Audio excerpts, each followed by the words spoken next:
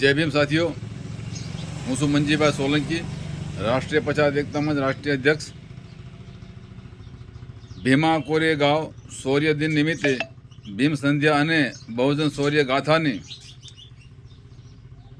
एक शाम शौर्य दिन के नाम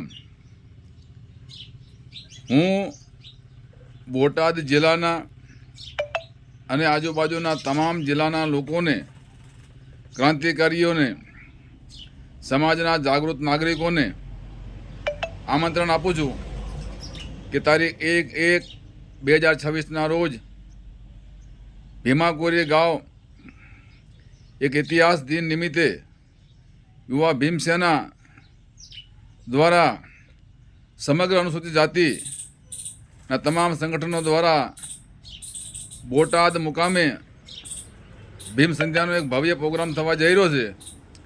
તો આપ સૌ સાથી મિત્રો, બહેનો અને ભાઈઓ સાથે મળી અને આ ઇતિહાસ દિન દિવસે બધા સાથે મળો અને આ પ્રોગ્રામને સફળ બનાવો।